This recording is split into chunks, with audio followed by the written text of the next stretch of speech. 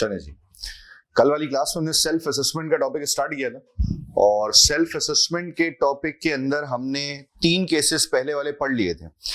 3 cases हमने पढ़ लिए थे। Total starting of a business के अंदर कितने केसेस थे मेरे भाई? 5 केसेस थे, जिसमें से 3 केसेस को हमने कल वाली क्लास में कंप्लीट कर लिया था। और उन 3 केसेस को पढ़ने के बाद मैंने आपको बताया था कि एक अदद हैंडआउट है आपके पास, जिसमें से आपने टोटल कितने सवाल करने थे? 6 सवाल करने थे। तो जरा हैंडआउट निकाल लें और उसके सॉल्यूशंस निकाल लें, ताकि हम एक दफा चीजों को रिकंसाइल कर लें और आगे बढ़ जाएं। हैंडआउट किस किस के पास नहीं है भाई इस वक्त? अच्छा, पीछे दे देना, पीछे दे देना। चलें जी,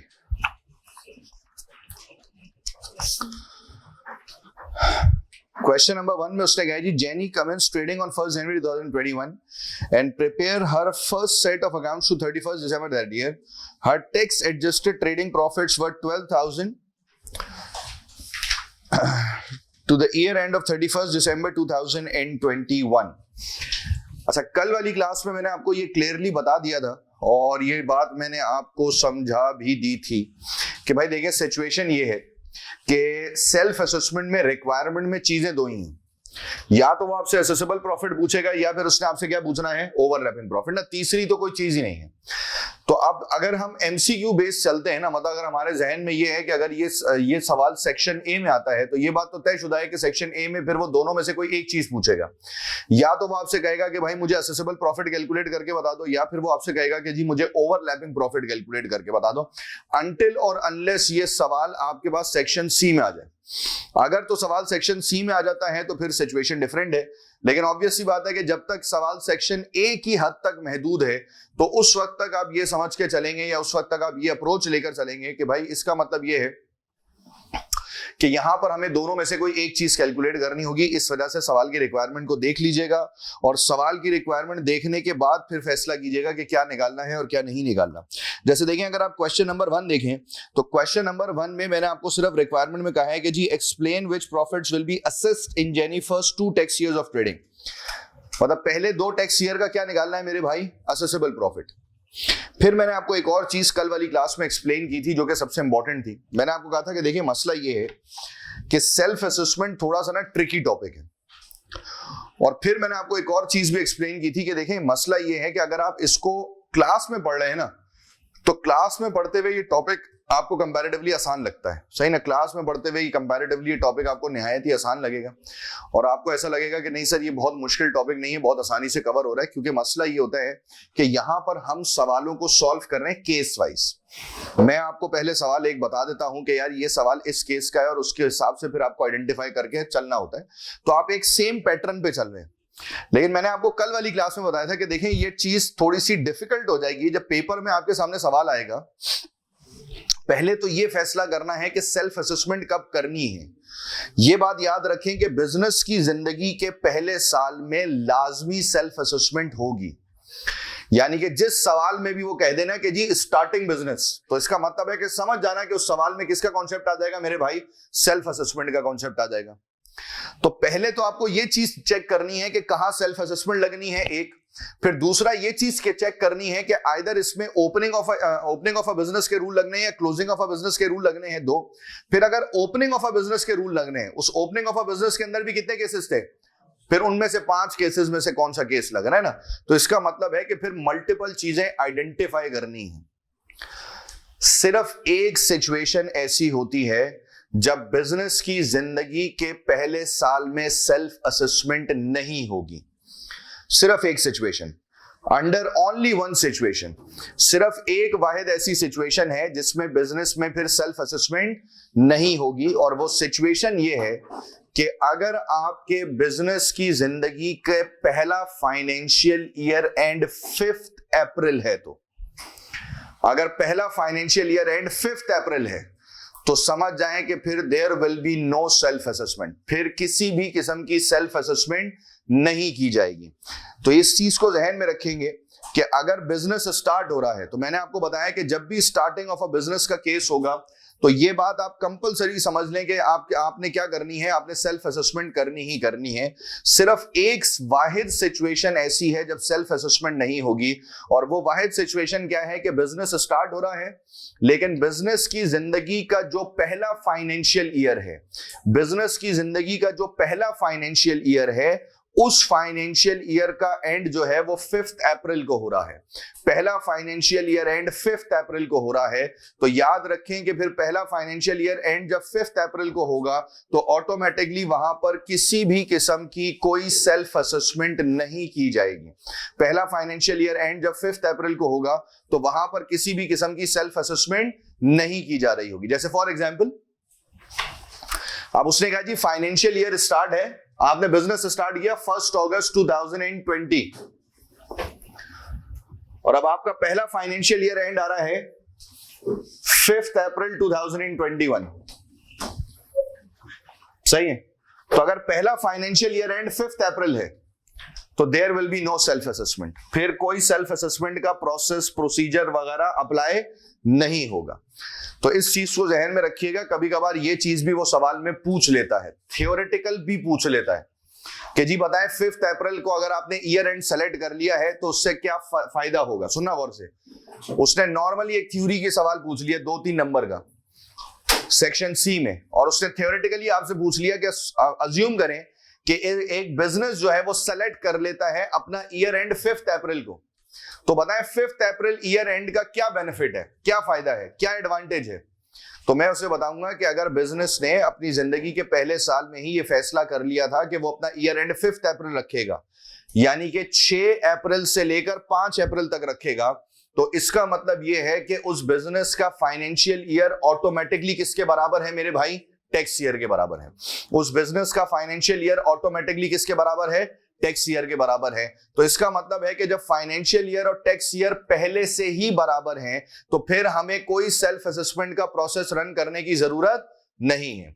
सर फिर ना ही कोई सेल्फ असेसमेंट होगी, ना ही कोई ओवरलैपिंग प्रॉफिट कैलकुलेट होगा, फिर कुछ नहीं होगा, फिर नॉर्मल कैलकुलेशन होती चली जाएगी। तो इस चीज को ध्यान में रखिएगा कि मैंने आपको बताया कि जिस साल बिजनेस स्टार्ट होता है कंपलसरी सेल्फ असेसमेंट होती है। सिर्फ एक सिचुएशन ऐसी होती है कि जिसमें सेल्फ असेसमेंट नहीं की जाएगी, सिर्फ एक वाहिद सिचुएशन ऐसी है जिसमें सेल्फ असेसमेंट नहीं की जाएगी, और वो वाहिद सिचुएशन कब होगी मेरे भाई? कि जब आपका फाइनेंशियल ईयर, पहला फाइनेंशियल ईयर एंड 5 अप्रैल को होगा। जब आपका पहला फाइनेंशियल ईयर एंड 5 अप्रैल को होगा तो there will be no self assessment. इस चीज का हम ख्याल रखेंगे। क्या ये बात क्लियर हो गई? अब दूसरी बात देखिए, कल जो हमने सवाल किए ना, तो मैंने उन सवालों को एक पैटर्न के हिसाब से आपको दिया, स्टार्टिंग डेट, एंडिंग डेट, एक पैटर्न हमने डेवलप कर लिया था। अच्छा, लेकिन पेपर में जब सवाल आएगा तो ऑब्वियस सी बात है वो इस पैटर्न में नहीं आएगा। पेपर में सवाल आएगा जैसा कि हैंडआउट में दिया हुआ है, जैसे मैंने सवाल हैंडआउट्स में दिए हुए ना, मोर और लेस पेपर में क्वेश्चन, चाहे वो एमसीक्यूज हो चाहे वो डिस्क्रिप्टिव क्वेश्चन हो, पेपर में सवाल कुछ इस किस्म का आएगा। देखिए, सबसे आसान तरीका मैं आपको बताऊं कि सेल्फ असेसमेंट के सवाल को सॉल्व करने का सबसे आसान और बेहतरीन तरीका यह है कि सबसे पहले आप उस डेटा को, जो कि आपको क्वेश्चन पेपर में गिवन होगा ना, उस डेटा को उस पैटर्न में कन्वर्ट कर लें जो पैटर्न हम क्लास में फॉलो कर रहे हैं। सही ना? उस क्वेश्चन के डेटा को उस पैटर्न में कन्वर्ट कर लें जो पैटर्न हम किस में फॉलो कर रहे हैं मेरे भाई? क्लास में फॉलो कर रहे हैं। जब आप उस पैटर्न में उसे कन्वर्ट कर देंगे तो आपके लिए कैलकुलेशन करना और उसे समझना कंपैरेटिवली आसान हो जाएगा। सही ना? आपके लिए कैलकुलेशन करना और उसे समझना कंपैरेटिवली आपके लिए क्या हो जाएगा? आसान हो जाएगा, वरना हालात कशीदा ही रहेंगे। जैसे देखें, पहला सवाल, क्वेश्चन नंबर 1 में एक ही फाइनेंशियल ईयर है, तो इसको सबसे पहले मैं डाटा बना लेता, और मैंने कहा जी इसका डाटा कुछ यूं बनता कि मेरे पास डाटा है 1 जनवरी 2021 से 31 दिसंबर 2021, और इसका प्रॉफिट कितना है मेरे भाई? 12,000 का। अच्छा, सवाल के अंदर मैंने आपको बताया था कि क्वेश्चन नंबर 1 को अगर मैं देखूं तो मुझे पता चलता है कि क्वेश्चन नंबर 1 में we just need to calculate the assessable profit. Question number 1 में उसने जो रिक्वायरमेंट दी है उसमें मुझे सिर्फ क्या निकालना है? असेसेबल प्रॉफिट कैलकुलेट करना है मुझे, और कोई प्रॉफिट कैलकुलेट नहीं करना, मतलब ओवरलैपिंग प्रॉफिट नहीं निकालना है, सिर्फ असेसेबल प्रॉफिट जो है ना वो हम कैलकुलेट कर रहे होंगे। इस चीज को हम ध्यान में रखेंगे। तो क्या होगा? पहला फाइनेंशियल ईयर कितने मंथ्स का बन रहा है? 12 मंथ्स का, यानी कि केस नंबर 1, और केस नंबर 1 में हम जाते थे स्टार्टिंग डेट से forward to the nearest tax year, यानी कि मैं जाऊंगा 1 जनवरी 2021 से टू 5 अप्रैल 2021।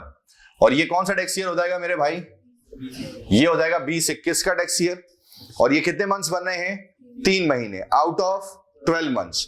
तो मैंने कहा जी ये हो जाएगा 12,000 multiply by 3 divide bye 12 will be 3,000। Accessible profit कितना आ जाएगा मेरे भाई? असेसेबल प्रॉफिट आ जाएगा 3,000 का। ऐसा ही है, हमारे पास असेसेबल प्रॉफिट कितना कैलकुलेट हो जाएगा? 3,000 का असेसेबल प्रॉफिट कैलकुलेट हो गया। आगे बढ़ गए। अल्लाह अकबर। अच्छा जी, उसके बाद फिर क्या सिचुएशन बनेगी? उसके बाद कुछ सिचुएशन ये बन जाएगी कि हमें दूसरे स्टेप के अंदर फाइनेंशियल ईयर और टैक्स ईयर को क्या करना होता था? बराबर करना होता था। और हमने क्या पढ़ा था कि जी फाइनेंशियल ईयर और टैक्स ईयर को बराबर करने के लिए हम बेसिकली लेंगे आपके फाइनेंशियल ईयर के 12 महीने, और वो 12 महीने हासिल करने के लिए मैं जाऊंगा एंडिंग डेट से 12 मंथ्स बैक। सही ना? मैं जाऊंगा एंडिंग डेट से 12 मंथ्स बैक। जब हम एंडिंग डेट से 12 मंथ्स बैक जाएंगे तो पूरा फाइनेंशियल ईयर आ जाएगा। That is from 1 January 2021 to 31 December 2021।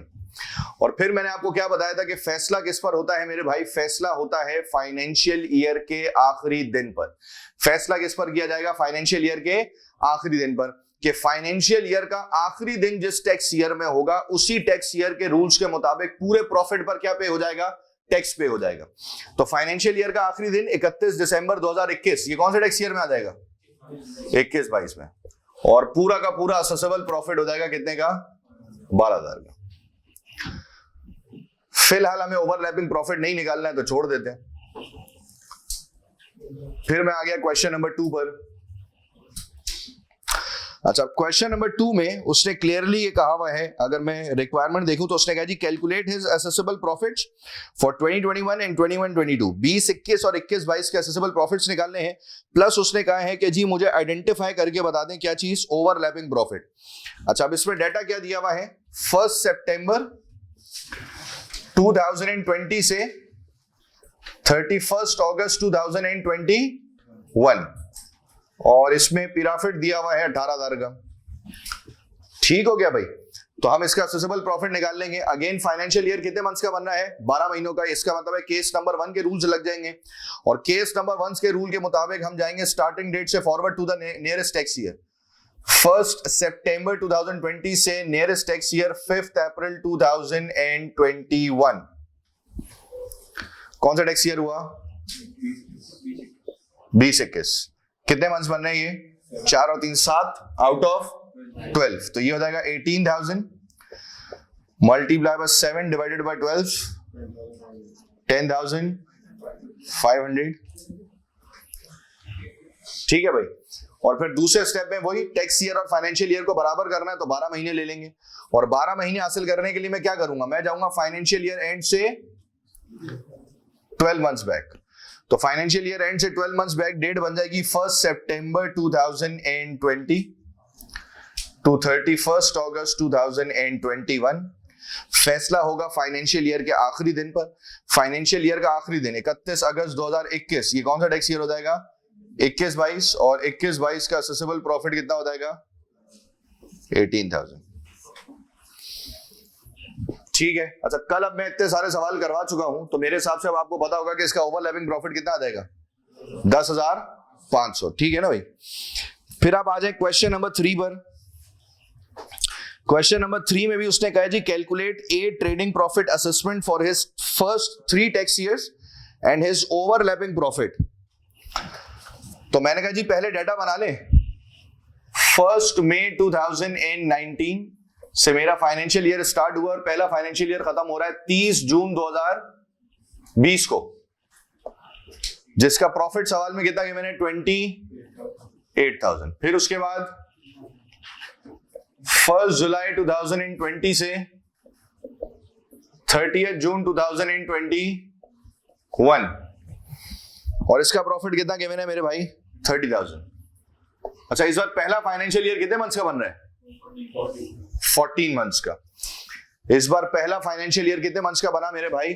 14 months का। 14 मंथ्स का मतलब ये है कि ये हो गया केस नंबर 2, जिसमें हमने पढ़ा था कि जी accounting period is more than 12 months. तो अगर केस नंबर 2 है तो उसमें हमने ये बात डिस्कस कर ली थी कि याद रखें कि केस नंबर 2 और केस नंबर 1 ये सेम ही है, सही ना। सॉल्व करने का तरीकाकार सेम है, सिर्फ नंबर ऑफ मंथ्स का फर्क आ जाएगा ना। जैसे यहां पर अगर मैं डिवाइड कर रहा हूं 12 से, तो यहां पर वो डिवाइड हो जाएगा किससे, 14 से। बस ये नंबर ऑफ मंथ्स की प्रोरेशन का फर्क आएगा, बाकी स्टेप्स वही थे कि हम जाएंगे स्टार्टिंग डेट से forward to the nearest tax year. तो मैंने कहा जी स्टार्टिंग डेट थी 1 मई 2019 से forward to the nearest tax year, that is 5 April 2020। ऐसे ही भाई कौन सा टैक्स ईयर बनेगा, 19-20। कितने मंथ्स बनेंगे, 11 मंथ्स आउट ऑफ 14। तो मैंने कहा जी ये हो जाएगा 28,000 मल्टीप्लाई बाय 11 डिवाइड बाय 14, 22,000 का असेसेबल प्रॉफिट हो जाएगा। और फिर दूसरे वाले स्टेप पे हमने क्या करना होता था, फाइनेंशियल ईयर और टैक्स ईयर को बराबर करना है।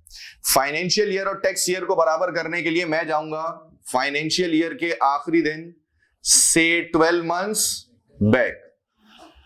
30 जून 2020 से जब मैं 12 महीने पीछे जाऊंगा तो क्या डेट बनेगी, 1 जुलाई 2019 टू 30 जून 2020। और दूसरे स्टेज पर फैसला किस पर होता था, फाइनेंशियल ईयर के आखिरी दिन पर। फाइनेंशियल ईयर का आखिरी दिन 30 जून 2020, फाइनेंशियल ईयर का आखिरी दिन कौन से टैक्स ईयर में आ रहा है, 20-21 में।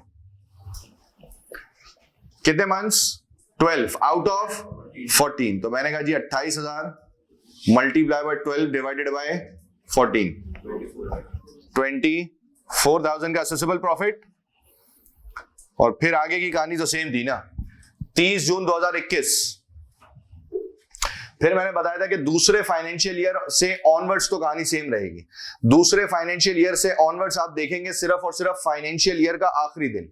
फाइनेंशियल ईयर का आखिरी दिन जिस टैक्स ईयर में होगा उसी टैक्स ईयर के रूल्स के मुताबिक पूरे प्रॉफिट पर क्या पे हो जाएगा मेरे भाई, टैक्स पे हो जाएगा। तो मैंने कहा जी अगर है 30 जून 2020, उसके बाद 30 जून 2021, ये कौन सा टैक्स ईयर हो जाएगा, 21-22। और पूरा का पूरा प्रॉफिट जो है वो क्या माना जाएगा, आपका असेसेबल प्रॉफिट कंसिडर किया जा रहा होगा। कितने से, 30,000 से। और साथ साथ हमें क्या निकालना था, ओवरलैपिंग प्रॉफिट। अच्छा, ओवरलैपिंग प्रॉफिट की कहानी मैंने आपको कल बताई थी और मैंने कहा था कि आप वही कहानी याद कर लें, क्योंकि फिर वो सारी जगहों पर एक जैसी अप्लाई हो जाएगी, फिर हर जगह पर हमें अलग अलग करने की जरूरत नहीं पड़ेगी। और उससे रिलेटेड हमने क्या पढ़ा था कि भाई मैं देखूंगा कि मेरे पहले फाइनेंशियल ईयर से कितने टैक्स ईयर बाहर निकले हैं। तो जब मैंने देखना शुरू किया तो मुझे पता चला कि मेरे फाइनेंशियल ईयर में से 2 टैक्स ईयर बाहर निकले, 19-20 और 20-21। तो मैंने कहा था जी जितने टैक्स ईयर बाहर निकलेंगे तमाम टैक्स ईयर के असेसेबल प्रॉफिट्स को प्लस कर देंगे, 22,000 और 24,000, तो कितना हो जाएगा 40। और इसमें से पहले साल का ओरिजिनल प्रॉफिट माइनस हो जाएगा, दैट इज 20, माइनस किया तो 18,000। So that 18,000 will be considered as your overlapping profit. ठीक है भाई। अच्छा, फिर इसी तरीके से आपके पास क्वेश्चन नंबर 4 था और क्वेश्चन नंबर 4 में हमने बिजनेस स्टार्ट किया था कब, 1 अक्टूबर 2018 और पहला फाइनेंशियल ईयर एंड हुआ था 31 दिसंबर 2019, जिसमें हमारा प्रॉफिट कितना आ रहा है मेरे भाई, 30,000। फिर उसके बाद आगे बढ़ गए, 1 जनवरी 2020 से 31 दिसंबर 2020, इसका प्रॉफिट कितना है, 36,000। और फिर अगला साल भी है, बिल्कुल है, that is 1 January 2021 to 31 December 2021 और इसका प्रॉफिट कितना है मेरे भाई, 40,000।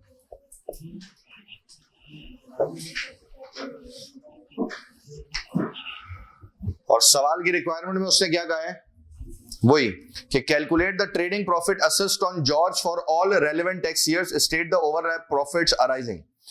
उसने कहा जी ओवरलैपिंग प्रॉफिट वगैरह बता दें और सारे असेसेबल प्रॉफिट बता दें। तो पहला फाइनेंशियल ईयर कितने मंथ्स का बन रहा है, 15 मंथ्स का, यानी कि वही केस नंबर 2 लगेगा। और केस नंबर 2 के मुताबिक हम जाएंगे स्टार्टिंग डेट यानी कि 1 अक्टूबर 2018 से forward to the nearest tax year, that is 5 April 19, tax year कौन सा बनेगा? 18-19, कितने मंथ्स? 6 months out of 15। तो मैंने कहा जी ये हो जाएगा 30 मल्टीप्लाई बाय 6 डिवाइडेड बाय 18, तो ये आ जाएगा असेसेबल प्रॉफिट कितना? 15, तो ये 12,000 ही रहेगा। ठीक है, तो ये हो गया 12,000। और फिर स्टेप नंबर 2 में वही कि मैं जाऊंगा एंडिंग डेट से कितने months back? 12 months back. Ending date थी 31 दिसंबर 2019, से 12 महीने पीछे जाऊंगा तो क्या डेट बनेगी? 1 जनवरी 2019 टू 31 दिसंबर 2019। और अब फैसला किस पर होगा मेरे भाई? फाइनेंशियल ईयर के आखिरी दिन पर, कि फाइनेंशियल ईयर का आखिरी दिन जिस टैक्स ईयर में होगा उसी टैक्स ईयर के रूल्स के मुताबिक पूरे प्रॉफिट पर क्या पे कर देंगे? हम टैक्स पे कर देंगे। तो मैंने कहा जी 31 दिसंबर 2019, ये कौन सा टैक्स ईयर हो जाएगा? ये हो गया 19-20, और 19-20 में आ जाएंगे कितने? 12 महीने। 30,000 मल्टीप्लाई बाय 12 डिवाइडेड बाय 15, तो ये हो जाएगा 24,000। और उसके बाद की कहानी सेम है कि दूसरे फाइनेंशियल ईयर से तो हम सिर्फ क्या देखेंगे? फाइनेंशियल ईयर का आखिरी दिन। और फाइनेंशियल ईयर का आखिरी दिन जिस टैक्स ईयर में होगा उसी टैक्स ईयर के रूल्स के मुताबिक पूरे प्रॉफिट पर क्या पे हो जाएगा? टैक्स पे हो जाएगा। जैसे कि 31 दिसंबर 2020, अब ये कौन सा टैक्स ईयर हुआ? 20-21, असेसेबल प्रॉफिट पूरा हो जाएगा, दैट इज 36,000। फिर उसके बाद 31 दिसंबर 2021, ये कौन सा टैक्स ईयर हो जाएगा? 21-22, इसका असेसेबल प्रॉफिट 40। ठीक हो गया भाई। और जब हम ओवरलैपिंग प्रॉफिट निकालने जाएंगे तो वही कहानी है कि पहले फाइनेंशियल ईयर से कितने टैक्स ईयर बाहर निकले? 2, 12,000 और 24,000, तो दोनों को प्लस कर देंगे तो ये बन जाएगा कितना? 36,000। और इसमें से पहले वाले फाइनेंशियल ईयर का ओरिजिनल प्रॉफिट माइनस हो जाएगा, यानी कि 30,000।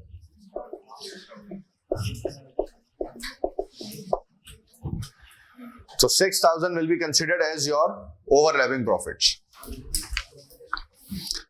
अच्छा जी, फिर आपके पास क्वेश्चन नंबर 5 था। क्वेश्चन नंबर 5 में पहला फाइनेंशियल ईयर कहां से स्टार्ट हो रहा है? 1 सितंबर 2019 से खत्म कहां पर हो रहा है? 30 जून 2020। और इसका प्रॉफिट कितना था? इसका प्रॉफिट था 30,000। उसके बाद दूसरा वाला ये हो जाएगा 1 जुलाई 2020 से 30 जून 2021, कितना? 48,000।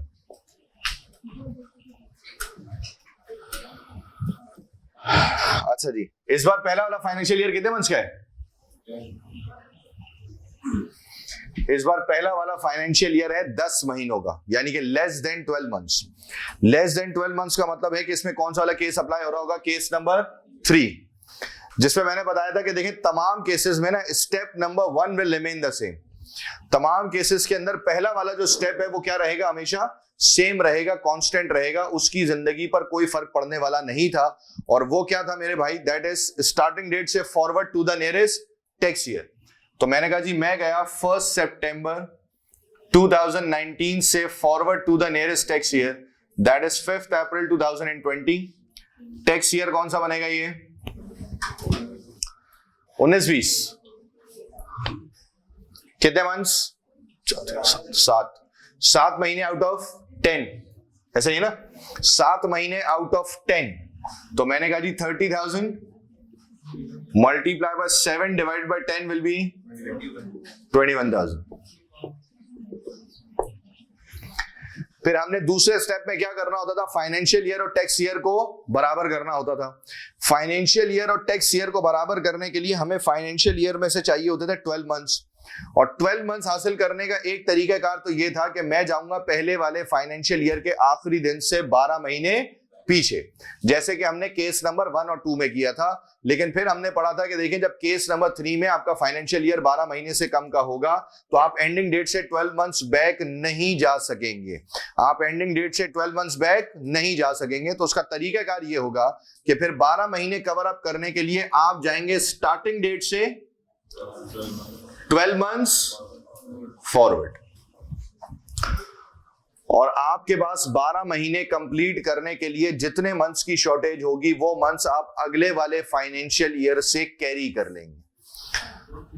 जैसे कि अगर मैं यहां पर स्टार्टिंग डेट से जाऊंगा 1 सितंबर 2019 से 12 महीने फॉरवर्ड, तो डेट बनेगी 31 अगस्त 2020।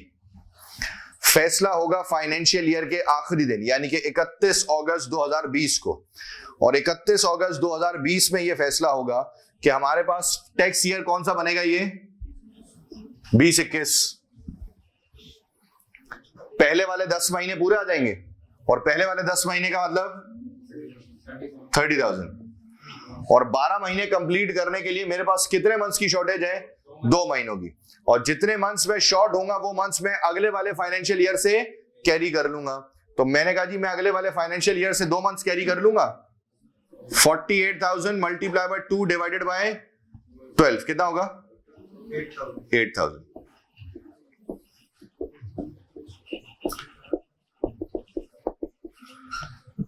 तो असेसेबल प्रॉफिट विल बी 38,000। और फिर दूसरे फाइनेंशियल ईयर से कहानी सेम है। दूसरा फाइनेंशियल ईयर 30 जून 2021। जी भाई 21-22, तो असेसेबल प्रॉफिट विल बी 48,000। और अगेन ओवरलैपिंग प्रॉफिट निकालने के लिए मैं देखूंगा कि पहले फाइनेंशियल ईयर में से कितने टैक्स ईयर बाहर निकले। तो मैंने कहा जी पहले फाइनेंशियल ईयर में से निकले 2 टैक्स ईयर बाहर, 19-20 और 20-21। 19-20 का प्रॉफिट 21,000 और 20-21 का प्रॉफिट 38,000। दोनों को प्लस किया तो 59,000, और उसमें से पहले वाले साल का ओरिजिनल प्रॉफिट हम माइनस कर देंगे। पहले वाले साल का ओरिजिनल प्रॉफिट कितना था, 30,000, तो मेरे भाई 29 आ जाएगा, 29,000। तो हमारा ओवरलैपिंग प्रॉफिट कैलकुलेट हो जाएगा कितने का, 29,000 का। और इसी तरीके से हम आ जाएंगे आखिरी सवाल पर जो मैंने होमवर्क में दिया था। हैंडआउट का आखिरी सवाल तो नहीं है वो।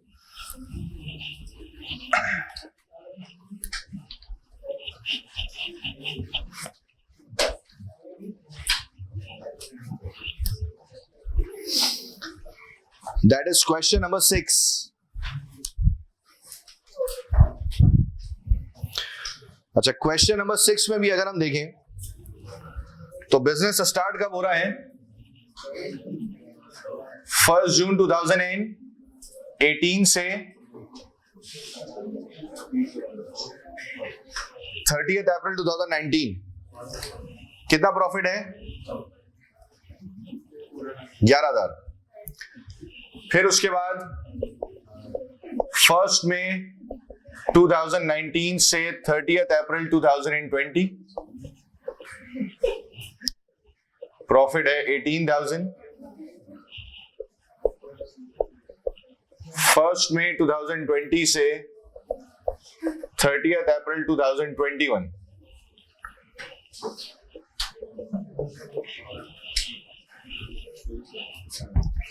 प्रॉफिट कितना आ गया, 22,000, 22,000। अच्छा, इस बार पहला वाला फाइनेंशियल ईयर कितने मंथ्स का है, 11 मंथ्स का। पहला वाला फाइनेंशियल ईयर 11 मंथ्स का है, यानी कि वही केस नंबर 3 अप्लाई हो जाएगा कि मैं जाऊंगा स्टार्टिंग डेट से forward to the nearest tax year. ये टैक्स ईयर बनेगा 18-19, कितने मंथ्स बनेंगे, 10 महीने आउट ऑफ 11।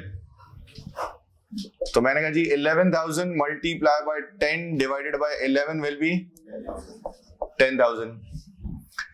फिर अगेन स्टार्टिंग डेट से forward to the nearest tax year, और फैसला होगा फाइनेंशियल ईयर के आखिरी दिन पर, यानी कि 31 मई 2019। कौन सा टैक्स ईयर होगा, 19-20।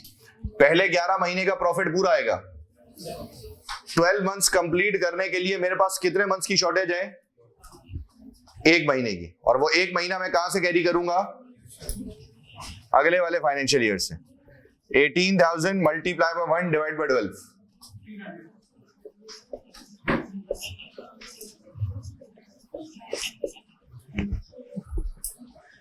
फिर उसके बाद 30 अप्रैल 2020 टैक्स ईयर 20-21 असेसेबल प्रॉफिट 18,000। 30 अप्रैल 2021 21-22 असेसेबल प्रॉफिट 22,000। ओवरलैपिंग निकाल लेंगे, 10,000 और 12,500 प्लस हो जाएगा और उसमें से हम पहले वाले फाइनेंशियल ईयर का ओरिजिनल प्रॉफिट माइनस कर देंगे तो हमारे पास कैलकुलेट हो जाएगा amount of overlapping profit. Heading डाल देंगे केस नंबर 4 की। चलें जी, case number 4, that is accounting period is more than 12 months and a complete tax year in it. सही भाई, अकाउंटिंग पीरियड 12 महीने से ज्यादा का है और उसमें एक पूरा टैक्स ईयर है, तो वो बेसिकली हमारा केस नंबर 4 है। हेडिंग डाल के जरा क्वेश्चन लिख ले, फिर हम समझ लेते हैं। चलें जी, case number 4, that is accounting period is more than 12 months and a complete tax year in it। अब जरा पेन रख दे, कैलकुलेटर उठाया, पहले जरा तसल्ली से बात समझे और इसको मैं कनेक्ट करूंगा again with the last class. देखिए, सबसे पहले तो ये आइडेंटिफाई करें कि पहले फाइनेंशियल ईयर में कितने मंथ्स हैं। पहला फाइनेंशियल ईयर कितने महीने का बनेगा? 18 महीने। मैंने अकाउंटिंग पीरियड अगर मोर देन 12 मंथ्स लगाए तो 12 महीने कैसे हो सकते? अंग्रेज, सही। तो अकाउंटिंग पीरियड टोटल कितने मंथ्स का बनेगा? अकाउंटिंग पीरियड बन गया टोटल 18 मंथ्स का। पहली बात। केस नंबर 2 और 4 थोड़े थोड़े से मिलते जुलते हैं, ऐसे ही है। केस नंबर 2 क्या था कि accounting period is more than 12 months एक, और केस नंबर 4 था कि accounting period is more than 12 months and a complete tax year in it. अगर हमने इन दोनों के दरमियान डिफरेंशिएशन किया है तो एक बात तो ये तय है कि इसका मतलब है कि केस नंबर 2 और 4 को सॉल्व करने का पैटर्न अलग अलग होगा, क्योंकि अगर दोनों को सॉल्व करने का पैटर्न सेम होता तो फिर हमें उसको डिफरेंशिएट करने की जरूरत नहीं थी, फिर हम एक ही में बिस्मिल्लाह पढ़ते, चिपकाते और आगे बढ़ जाते। लेकिन हमने बेसिकली ऐसा नहीं किया, हमने दोनों के दरमियान डिफरेंशिएशन किया, केस 2 को अलग किया और केस 4 को अलग किया। इट मीन्स के पहले सवाल को देखकर मुझे यह आइडेंटिफाई करना होगा कि अगर इसमें अकाउंटिंग पीरियड 12 महीने से ज्यादा है तो वो केस कौन सा है, आइदर केस 2 या आइदर केस 4। और ये बात याद रखें कि नंबर ऑफ मंथ्स इस बात को आपको नहीं बताएंगे कि ये कौन सा केस है, क्योंकि नंबर ऑफ मंथ्स के हिसाब से अगर हम याद रखें तो हमने कल वाली क्लास में जो 3 सवाल किए थे उसमें से एक सवाल हमने 14 महीनों वाला किया था, एक सवाल हमने 18 महीनों वाला किया था और एक सवाल हमने 21 महीनों वाला भी किया था। 21 मंथ्स वाले क्वेश्चन में भी कौन सा वाला केस लग रहा था? Case number 2। और अब अगर मैं देखूं तो ये जो 18 महीने हैं, तो 18 महीने का एक सवाल हम किस में करके आए हैं? केस नंबर 2 में भी करके आए हैं। इट मींस के नंबर ऑफ मंथ से ये आइडेंटिफाई नहीं होगा कि आइदर ये केस नंबर 2 है या आइदर ये केस नंबर 4 है।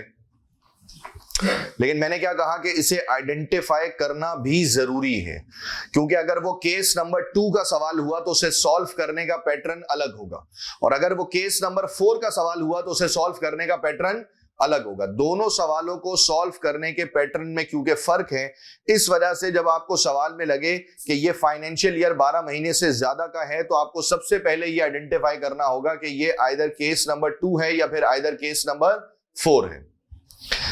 अच्छा, अब ये आइडेंटिफिकेशन किस बेसिस के ऊपर होगी? देखिए, उसकी मैं आपको एक सिंपल सी जुगाड़ बता दूंगा, आप उसकी बेसिस के ऊपर आइडेंटिफिकेशन कर लेंगे और उस जुगाड़ में आपको आइडेंटिफाई करने के लिए टोटल लगेंगे 10 से 15 सेकंड। मैं सिर्फ आपको स्टार्टिंग में एक जुगाड़ बता दूंगा, इस सवाल को सॉल्व करने के बाद मैं आपको वो जुगाड़ बता दूंगा। अगर आप वो जुगाड़ पेपर में अप्लाई कर देंगे तो आप आसानी से केस 2 और केस 4 के दरमियान आइडेंटिफाई कर सकेंगे, डिफरेंशिएट कर सकेंगे कि क्वेश्चन 2 है, केस 2 का सवाल है या केस 4 का सवाल है। तो देखिए, मसला आइडेंटिफिकेशन नहीं है, वो तो मैंने आपको बताया कि मैं आपको एक सिंपल सा एक मेथड समझा दूंगा जिसको अगर आप सवाल में अप्लाई करेंगे तो hardly it will take 10 to 15 seconds 10 to 15 seconds to identify that either it is case number 2 or either it is case number 4. वो मसला नहीं है, वो बहुत आसानी से आइडेंटिफाई हो जाएगा. जो सबसे मेन मसला है जिसे हमने कंसिडर करना है वो है हाउ टू सॉल्व. अब तक हमने जो 3 केसेस पढ़े उसमें हम कितने स्टेप्स फॉलो कर रहे थे मेरे भाई? 2 स्टेप्स. केस नंबर 4 सॉल्व होगा 3 स्टेप्स के अंदर. केस नंबर 4 सॉल्व होगा कितने स्टेप्स के अंदर? 3 स्टेप्स के अंदर. यानी कि इसके अंदर एक स्टेप एडिशनल आ जाएगा, यानी कि आप समझ जाएंगे एक स्टेप बढ़ जाएगा. तो केस नंबर 4 से रिलेटेड हम ये बात याद रखें कि केस नंबर 4 जो हम सॉल्व करेंगे वो कितने स्टेप्स के अंदर सॉल्व होगा मेरे भाई? वो टोटल 3 स्टेप्स के अंदर सॉल्व होगा. और उन 3 स्टेप्स में step number 1 will remain the same. और स्टेप नंबर 1 क्या था मेरे भाई? कि हम जाएंगे स्टार्टिंग डेट से forward to the nearest tax year. Step number 1 मैंने आपको बताया था कि ये तमाम केसेस के अंदर क्या रहेगा? सेम रहेगा, उसमें कोई चेंजेस वगैरह नहीं आएंगी. तो जरा देखिए सवाल. मैंने क्या जी? स्टेप नंबर 1 मैं जाऊंगा starting date that is 1 January 2019 से forward to the nearest tax year that is 5 April 2019. अब सुनिएगा सिर्फ गौर से. कितने मंथ्स? 3 महीने आउट ऑफ 18. और कौन सा टैक्स ईयर? 18-19. सही ना? ये टैक्स ईयर कौन सा होगा मेरे भाई? ये टैक्स ईयर हो जाएगा 18-19 का. और मुझे चाहिए इसमें 3 महीने आउट ऑफ 18 मंथ्स. तो मैंने कहा जी 180,000 मल्टीप्लाई बाय 3 डिवाइडेड बाय 18. जी भाई, तो ये हो जाएगा 30,000. 30,000 का असेसेबल प्रॉफिट. ठीक हो गया. ये हो गया स्टेप नंबर 1. फिर हम जाएंगे स्टेप नंबर 2 में जो कि एडिशनल है. और स्टेप नंबर 2 में हम जाएंगे tax year to tax year. क्योंकि हमने क्या पढ़ा कि कौन सा केस है? Accounting period is more than 12 months और इसमें एक कंप्लीट टैक्स ईयर है. तो अगर इसमें पूरा एक टैक्स ईयर आ रहा है तो उस पूरे टैक्स ईयर में तो हम टैक्स ईयर के रूल्स के मुताबिक क्या पे कर देंगे? टैक्स पे कर देंगे. तो इसका मतलब है कि इसमें स्टेप नंबर 2 आ जाएगा कि हम जाएंगे टैक्स ईयर से टैक्स ईयर. ये कब खत्म हुआ? 5 अप्रैल 2000. तो मुझे बताओ अगला कब शुरू होगा? 6 अप्रैल 2019 टैक्स ईयर से टैक्स ईयर, यानी कि 5 अप्रैल 2020. 6 अप्रैल 2019 से लेकर 5 अप्रैल 2020 टैक्स ईयर से टैक्स ईयर. अब ये तो सिंपल है. कौन सा टैक्स ईयर बन जाएगा? ये 19-20. सही भाई, कौन सा टैक्स ईयर बन जाएगा? 19-20. और कितने मंथ्स हैं ये? 12 आउट ऑफ 18, यानी कि 1,80,000 मल्टीप्लाई बाय 12 डिवाइडेड बाय 18. तो ये हो जाएगा 1,20,000. तो स्टेप नंबर 1 में हम सिंपल गए स्टार्टिंग डेट से forward to the nearest tax year. फिर स्टेप नंबर 2 में हम आ गए tax year to tax year. और अब स्टेप नंबर 3 में HMRC कह रहा है कि जी मुझे फाइनेंशियल ईयर और टैक्स ईयर को बराबर करना है. और फाइनेंशियल ईयर और टैक्स ईयर को बराबर करने के लिए मुझे फाइनेंशियल ईयर में से कितने मंथ चाहिए होते थे? कितने महीने चाहिए होते थे? 12 महीने. और मैंने क्या बताया था कि जो सबसे पहला प्रोसीजर है 12 मंथ्स को हासिल करने का वो क्या था? कि आप जाएंगे पहले फाइनेंशियल ईयर के आखिरी दिन से 12 मंथ्स बैक. देखिए पहली स्ट्रेटजी हमेशा यही होगी कि मैं आखिरी दिन से 12 महीने पीछे जाऊं. अगर मुझे ऐसा लगे कि मैं लास्ट डे से 12 मंथ्स बैक नहीं जा सकता तो फिर सेकंड ऑप्शन ये है जो हमने केस नंबर 3 में पढ़ा था कि मैं स्टार्टिंग डेट से जाऊंगा 12 मंथ्स फॉरवर्ड. लेकिन सबसे पहले हम ये चेक करेंगे कि क्या हम पहले फाइनेंशियल ईयर के आखिरी दिन से 12 मंथ्स पीछे जा सकते हैं. और अगर ये पॉसिबल है तो फिर मैं इसी स्ट्रेटेजी को फुलफिल करूंगा. तो जाहिर सी बात है पहला फाइनेंशियल ईयर तो 18 महीने का था. और अब जब पहला फाइनेंशियल ईयर 18 महीने का है और मैं एंडिंग डेट से 12 मंथ्स बैक जा रहा हूं तो मैंने कहा जी मैं एंडिंग डेट से 12 मंथ्स बैक सुकून से जा सकता हूं. तो 30 जून 2020 से जब मैं 12 महीने पीछे जाऊंगा तो क्या डेट बनेगी? दैट इज 1 जुलाई 2019 टू 30 जून 2020. और भाई अब फैसला किस पर होगा? फाइनेंशियल ईयर के आखिरी दिन पर. फाइनेंशियल ईयर का आखिरी दिन जिस टैक्स ईयर में होगा उसी टैक्स ईयर के रूल्स के मुताबिक पूरे प्रॉफिट पर क्या पे हो जाएगा मेरे भाई? टैक्स पे हो जाएगा। तो मुझे बताओ 30 जून 2020 ये जो आखिरी दिन है ये कौन से टैक्स ईयर में आ जाएगा? 2021 के अंदर। और ये कितने मंथ्स बन जाएंगे? पूरे 12 महीने। तो 180,000 मल्टीप्लाई बाय 12 डिवाइडेड बाय 18, तो ये हो जाएगा 1,20,000। और जब पहला फाइनेंशियल ईयर एंड हो जाता है तो फिर मैंने आपको बताया था कि दूसरे फाइनेंशियल ईयर से ऑनवर्ड्स कहानी सेम रहेगी। दूसरे फाइनेंशियल ईयर से ऑनवर्ड्स आप देखेंगे फाइनेंशियल ईयर का आखिरी दिन। फाइनेंशियल ईयर का आखिरी दिन जिस टैक्स ईयर में होगा उसी टैक्स ईयर के रूल्स के मुताबिक पूरे प्रॉफिट पर क्या पे होगा मेरे भाई? टैक्स पे होगा। दूसरा फाइनेंशियल ईयर 30 जून 2021 ये कौन सा टैक्स ईयर बन जाएगा? 21-22। Accessible profit 1,50,000। और फिर 22-23 असेसेबल प्रॉफिट 1,10,000। ये कहानी मैंने आपको कल वाली क्लास में भी बताई थी, मैं दोबारा से याद दिला दूं कि देखें अगर टैक्स ईयर का मसला है ना तो मैंने आपको बताया था कि you just need to identify the first tax year. आप सिर्फ पहला वाला टैक्स ईयर आइडेंटिफाई कर लें, उसके बाद there will be a sequence. फिर टैक्स ईयर्स का सीक्वेंस है, ना ही बीच में से कोई टैक्स ईयर मिस होगा और ना ही कोई टैक्स ईयर रिपीट होगा। बीच में से ना ही कोई टैक्स ईयर मिस होगा और ना ही कोई टैक्स ईयर रिपीट होगा। फिर नॉर्मल सीक्वेंस में कहानी चलती चली जाएगी। तो मैंने सवाल को कितने स्टेप्स में सॉल्व किया मेरे भाई? 3 स्टेप्स में। और वो तीन स्टेप्स क्या क्या थे? पहला, स्टार्टिंग डेट से forward to the nearest tax year. Step number 2, tax year to tax year.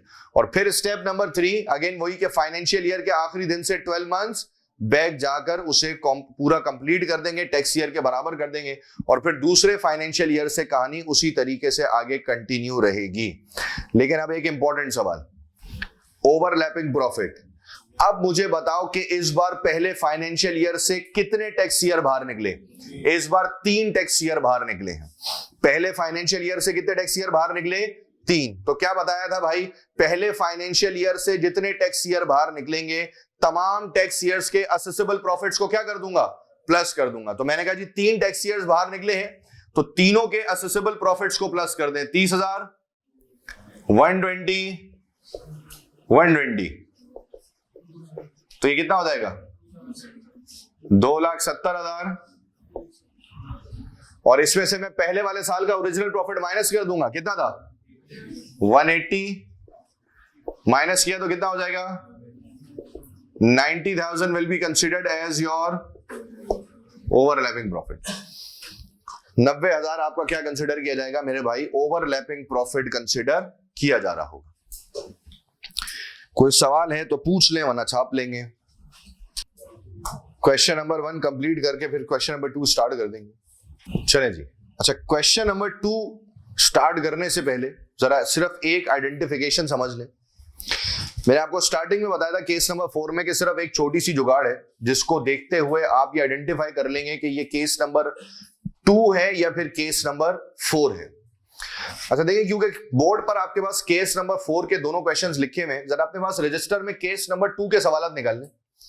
आपके पास रजिस्टर में जो मैंने कल वाली क्लास में क्वेश्चंस करवाए थे एग्जांपल्स के, जरा केस नंबर 2 के जो है वो क्वेश्चन सामने निकाल लें तो वो आपके लिए ज्यादा आसान हो जाएगा आइडेंटिफाई करना। वो वाला सवाल निकाल लें जिसमें आपका अकाउंटिंग पीरियड या तो 21 महीने का है या फिर 18 महीने का है, तो वो वहां से समझना ज्यादा आसान हो जाएगा। 21 महीनों वाला या 18 महीनों वाला। सिर्फ पहला फाइनेंशियल ईयर गौर से देखेंगे तसल्ली के साथ। आप केस नंबर 2 का पहला फाइनेंशियल ईयर देखें और केस नंबर 4 का पहला फाइनेंशियल ईयर इस वक्त बोर्ड पे लिखा हुआ। जब आपके सामने अकाउंटिंग पीरियड 12 महीने से ज्यादा का हो तो बिल्कुल तसल्ली के साथ जज्बात पर काबू रखते हुए पहले फाइनेंशियल ईयर को फोकस रखें। अगर पहले फाइनेंशियल ईयर में अप्रैल का महीना एक दफा आ रहा है तो वो केस नंबर 2 हो जाएगा, और अगर अप्रैल 2 दफा आ रहा है तो वो केस नंबर 4 हो जाएगा। सही है? बस और कुछ नहीं करना।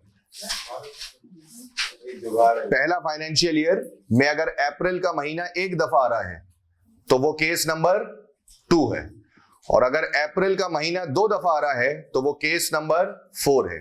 जैसे देखें यहां पर 1 जनवरी 2019 से 30 जून 2020, तो यहां पर 2 अप्रैल आ रहे हैं। एक 2019 वाला अप्रैल आ रहा है और एक 2020 20 का अप्रैल आ रहा है। तो यहां पर पहले फाइनेंशियल ईयर में कितने अप्रैल आ रहे हैं? 2। आपके पास जितने भी सवाल हैं केस नंबर 2 के, उन सबके पहले फाइनेंशियल ईयर को चेक कर लें। हर फाइनेंशियल ईयर में अप्रैल का महीना सिर्फ एक ही दफा आ रहा होगा, वो 2 दफा नहीं आएगा। तो बस ये काम करना है आपने। मैंने आपको बताया था टोटल 10 से 15 सेकंड लगेंगे और आपका मसला हल हो जाएगा कि आइदर केस 2 है या फिर आइदर केस 4 है। तो मैंने कहा कि सिंपल सी कहानी है, अप्रैल का महीना एक दफा आएगा तो केस 2, और अप्रैल का महीना 2 दफा आएगा तो केस 4 के रूल्स जो है ना वो अप्लाई हो जाएंगे, और कुछ भी करने की जरूरत आपको नहीं पड़ेगी। सिंपल, आसान और टिकाऊ। अब क्वेश्चन नंबर 2 कर लें भाई सारा सॉल्व। चलें जी, क्वेश्चन नंबर 2। और पहला फाइनेंशियल ईयर कितने मंथ्स का है? 23 मंथ्स का। ठीक है भाई। और मैं केस नंबर 2 और केस नंबर 4 के दरमियान की आइडेंटिफिकेशन प्रोसीजर आपको समझा चुका हूं कि दोनों के दरमियान आइडेंटिफिकेशन प्रोसीजर क्या होगा, कैसे पता चलेगा कि आइदर केस 2 है या फिर आइदर केस 4 है, वो हमने डिस्कस कर लिया, वो मैंने आपको बता दिया है। तो पहला वाला फाइनेंशियल ईयर है 23 मंथ्स का, तो फिर सॉल्व कर लेते हैं। मैं जाऊंगा स्टार्टिंग डेट से forward to the nearest tax year, that is 1st September 2018 से forward to the nearest tax year, that is 5th April 2019। कौन सा टैक्स ईयर हो जाएगा? 18-19। कितने मंथ्स बनेंगे ये? 7 मंथ्स आउट ऑफ 23। तो मैंने कहा कि जी 2,10,000 मल्टीप्लाई बाय 7 डिवाइड बाय 23 कितना? 69,113। ये असेसेबल प्रॉफिट हो जाएगा for the tax year of 18-19। फिर स्टेप नंबर 2 में क्या होगा मेरे भाई? Tax year to tax year, यानी कि मैं जाऊंगा 6 अप्रैल 2019 से टू 5 अप्रैल 2020। टैक्स ईयर हो जाएगा 19-20। 2,10,000 मल्टीप्लाई बाय 12 डिवाइडेड बाय 23 109,565। और फिर उसके बाद एंडिंग डेट से 12 मंथ्स बैक। तो पहला फाइनेंशियल ईयर एंड था 31 जुलाई 2020, इससे 12 महीने पीछे जाऊंगा तो ये बनेगा 1 अगस्त 2019 टू 31 जुलाई 2020। और जुलाई 2020 का मतलब है कि ये कौन सा टैक्स ईयर हो जाएगा? 20-21। और अगेन ये भी 12 महीने होंगे। 2,10,000 मल्टीप्लाई बाय 12 डिवाइडेड बाय 23, तो ये हो जाएगा 109,565। और फिर दूसरे फाइनेंशियल ईयर से ऑनवर्ड्स तो हमें पता था कि हम फैसला किस पर लेंगे? फाइनेंशियल ईयर के आखिरी दिन पर ना। तो 31 जुलाई 2021 ये हो जाएगा 21-22 का टैक्स ईयर। Accessible profit 175,000।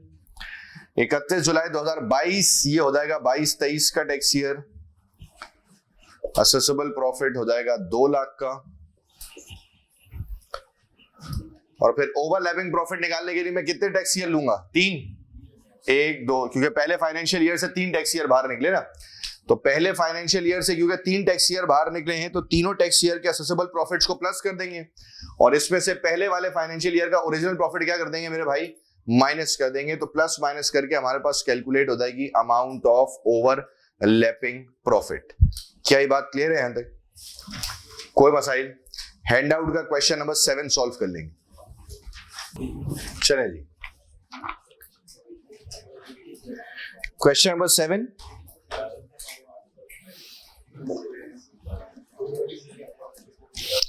अच्छा, क्वेश्चन नंबर 7 में भी आपका जो पहला फाइनेंशियल ईयर है वो कितने मंथ्स का बन रहा है? 18 मंथ्स का।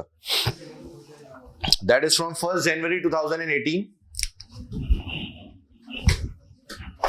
यानी कि हालात कुछ यूं है कि ये है 1 जनवरी 2018 से 30 जून 2019। और इसका प्रॉफिट आपके पास कितना आ रहा है? 27,000। 27,000 का प्रॉफिट है। फिर उसके बाद 1 जनवरी 1 जुलाई 2019 से 30 जून 2020 कितना हो गया? 30,000 और फिर उसके बाद 1 जुलाई 2020 से 30 जून 2021 40,000।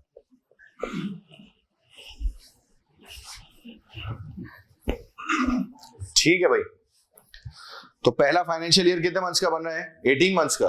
बस अब उसी तरीके से सॉल्व हो जाएगा। मैं जाऊंगा स्टार्टिंग डेट से forward to the nearest tax year.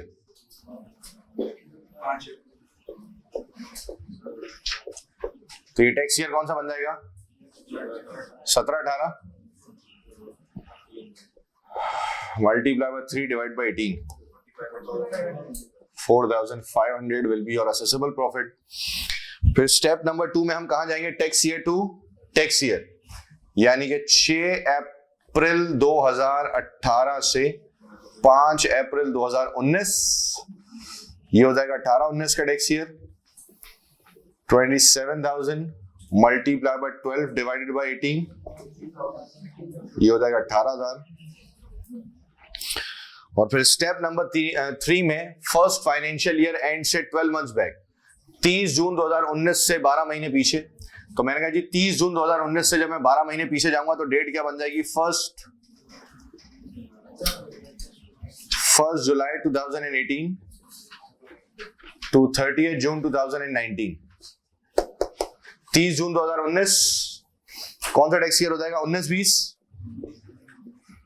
और ये हो जाएगा 27,000 multiply by 12 divided by 18 will be 18,000। और फिर आगे की कहानी सेम है।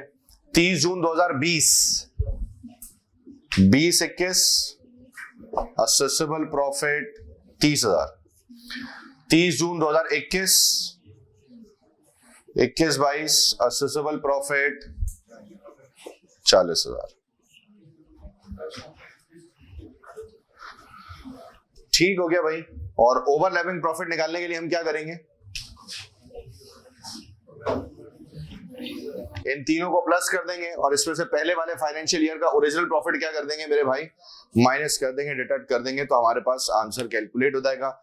हमें कुछ और एडिशनल करने की जरूरत नहीं पड़ेगी। ठीक हो गया भाई, इसमें तो कोई मसाइल नहीं है। क्लियर है केस नंबर 4। अब हेडिंग डाल देंगे केस नंबर 5 की।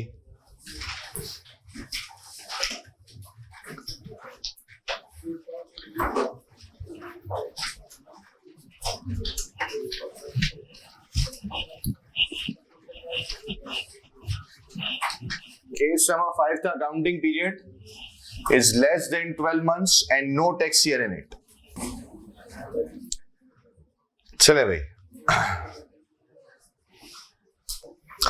पहला फाइनेंशियल ईयर कितने मंथ्स का?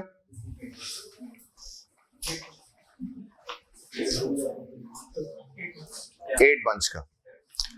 पहला फाइनेंशियल ईयर है 11 महीने का। अल्लाह खैर करेगा। 1 मई 2020 से लेकर 31 दिसंबर 2020, तो पहला फाइनेंशियल ईयर हुआ हमारे पास कितने मंथ्स का? 8 मंथ्स का। अच्छा, केस नंबर 5 में हमने आइडेंटिफाई किया कि जी accounting period is less than 12 months and no tax year in it. जिस तरीके से केस 2 और केस 4 सिमिलर थे ना, इसी तरीके से केस 3 और केस 5 भी आपको कुछ हद तक सिमिलर है। सही ना? इसी तरीके से केस 3 और केस 5 को भी आप कह सकते हैं कि कुछ हद तक सिमिलर है। जैसे केस नंबर 3 था कि जी accounting period is less than 12 months, और केस नंबर 5 है कि जी accounting period is less than 12 months and no tax year in it. Same story है, दोनों के दरमियान डिफरेंशिएशन इसलिए हो रहा है क्योंकि दोनों को सॉल्व करने का पैटर्न क्या है मेरे भाई? डिफरेंट है। सही ना?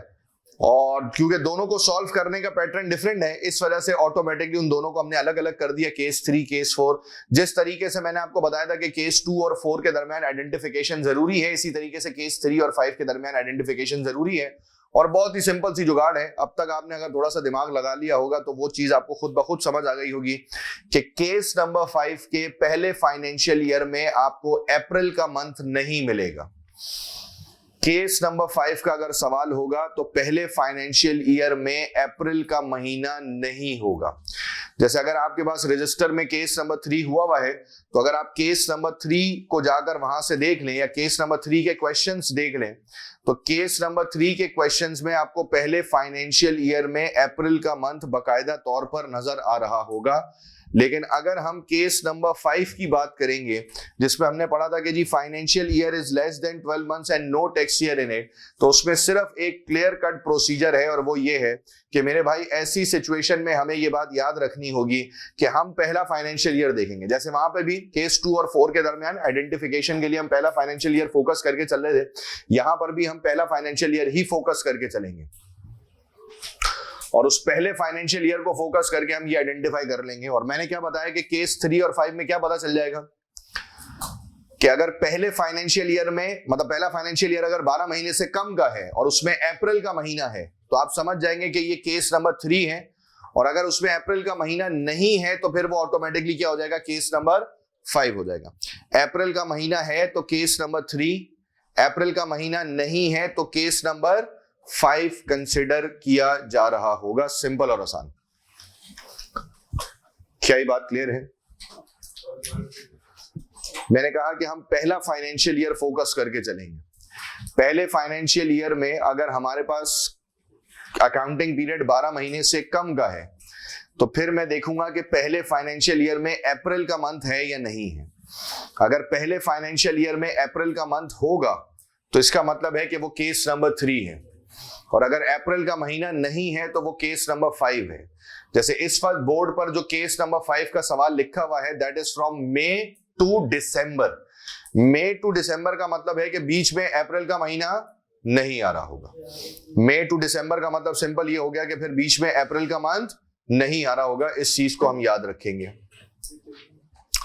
क्या ये बात क्लियर है यहां तक? और केस नंबर 5 को सॉल्व करने के लिए सिर्फ एक स्टेप है, ओनली स्टेप नंबर 1, और वो स्टेप नंबर 1 है कि हम जाएंगे स्टार्टिंग डेट से forward to the nearest tax year. सुनना गौर से, केस नंबर 5 को सॉल्व करने के लिए सिर्फ एक स्टेप अप्लाई होगा, दैट इज स्टेप नंबर 1। और ये बात हम पहले भी डिस्कस कर चुके हैं कि step number 1 will remain the same for all the cases. और स्टेप नंबर 1 क्या था कि मैं जाऊंगा स्टार्टिंग डेट से forward to the nearest tax year. Starting date से forward to the nearest tax year. और नियरेस्ट टैक्स ईयर पर पहुंचने के लिए मेरे पास जितने मंथ्स की शॉर्टेज होगी ना वो मंथ्स मैं अगले वाले फाइनेंशियल ईयर से कैरी कर लूंगा। सही भाई, नियरेस्ट टैक्स ईयर पर पहुंचने के लिए हमारे पास जितने मंथ्स शॉर्ट होंगे वो मंथ्स मैं अगले वाले फाइनेंशियल ईयर से कैरी करके कंप्लीट कर दूंगा, दैट्स इट। फिर से सुनेंगे, केस नंबर 5 सॉल्व करने के लिए मैं जाऊंगा स्टार्टिंग डेट से forward to the nearest tax year, और टैक्स ईयर पर पहुंचने के लिए हमारे पास जितने मंथ्स की शॉर्टेज होगी वो मंथ्स हम अगले वाले फाइनेंशियल ईयर से लेकर कवर अप कर लेंगे। वो हम अगले वाले फाइनेंशियल ईयर से लेकर कवर अप कर लेंगे। उसमें फिर हमें और मजीद कुछ एक्स्ट्रा करने की जरूरत नहीं होगी। अब सुनना बात गौर से और जरा दिमाग लगाएंगे। पहला फाइनेंशियल ईयर कितने मंथ्स का है? 8 मंथ्स का। ठीक हो गया, मैंने यहां पे लिख दिया। मैंने कहा जी ये जो है ना वो है 8 मंथ्स का।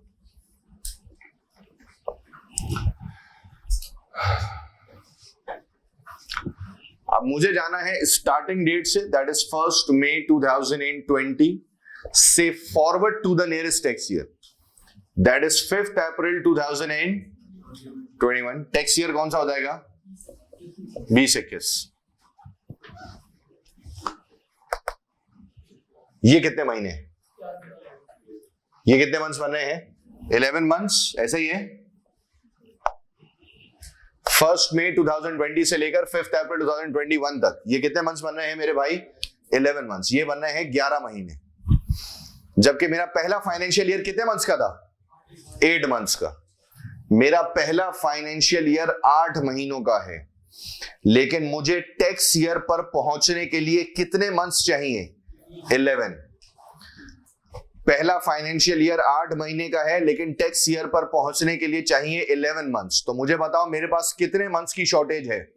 3 महीनों की। तो मैंने कहा था कि टैक्स ईयर पर पहुंचने के लिए जितने मंथ्स की शॉर्टेज होगी वो मंथ्स तुम अगले वाले फाइनेंशियल ईयर से क्या कर लोगे मेरे भाई? कैरी कर लोगे। जितने मंथ्स की शॉर्टेज होगी वो मंथ्स तुम अगले वाले फाइनेंशियल ईयर से क्या कर लोगे? कैरी कर लोगे। सिंपल सी कहानी है। तो मैंने कहा कि जी मैं जाऊंगा स्टार्टिंग डेट से forward to the nearest tax year. मुझे चाहिए थे 11 महीने।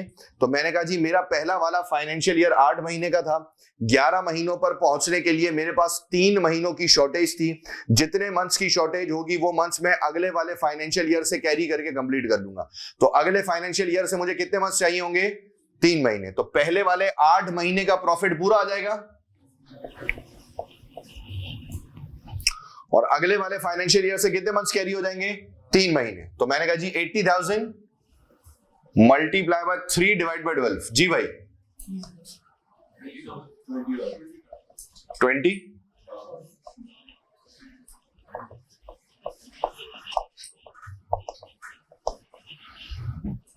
तो your assessable profit will B 95,000। बस फिर उससे आगे की कहानी तो सेम है। दूसरे फाइनेंशियल ईयर से तो फिर बस क्या देखते थे? फाइनेंशियल ईयर का आखिरी दिन। फाइनेंशियल ईयर का आखिरी दिन जिस टैक्स ईयर में होगा उसी टैक्स ईयर के रूल्स के मुताबिक पूरे प्रॉफिट पर टैक्स पे हो जाएगा। तो मैंने कहा जी 31 दिसंबर 2021 ये कौन सा टैक्स ईयर हो जाएगा? 21-22 पूरा प्रॉफिट आ जाएगा 80,000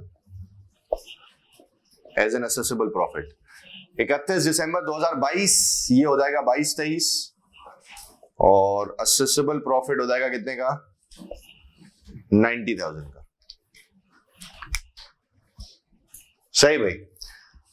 अच्छा मेन सवाल, इस बार पहले फाइनेंशियल ईयर से कितने टैक्स ईयर निकले? एक ही, पहला वाला जो था। और पहले वाले का असेसेबल प्रॉफिट कितना था? 95,000। जबकि मेरे पहले फाइनेंशियल ईयर का ओरिजिनल प्रॉफिट कितना था? 75,000। तो मेरे भाई ओवरलैपिंग कितना हो जाएगा? 20,000। 20,000 will be considered as your overlapping profits.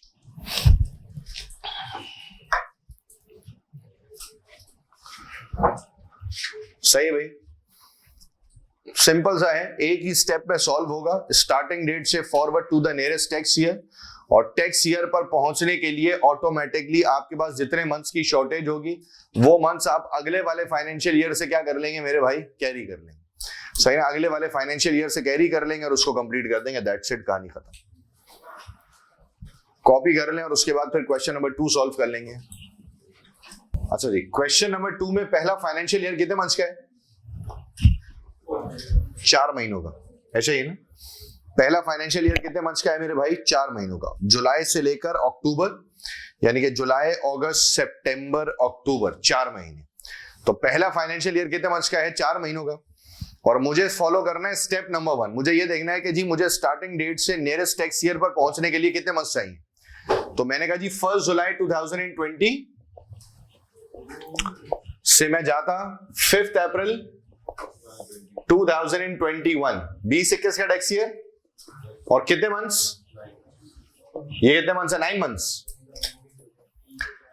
इसका मतलब है कि मुझे टैक्स ईयर पर पहुंचने के लिए चाहिए थे 9 मंथ्स, लेकिन मेरा पहला फाइनेंशियल ईयर कितने मंथ्स का है? 4 महीनों का। इसका मतलब मेरे पास कितने मंथ्स की शॉर्टेज हुई? 5 महीनों की। तो वो 5 महीने में अगले वाले फाइनेंशियल ईयर से कैरी करूंगा। तो पहले 4 महीने का प्रॉफिट पूरा आ गया और टैक्स ईयर पर पहुंचने के लिए मेरे पास शॉर्टेज थी 5 महीनों की, वो मैं अगले वाले फाइनेंशियल ईयर से कैरी कर लूंगा। तो ये हो जाएगा 130,000 multiply by 5 divided by 12, 54,167। Plus करेंगे तो असेसेबल प्रॉफिट आ जाएगा कितने का?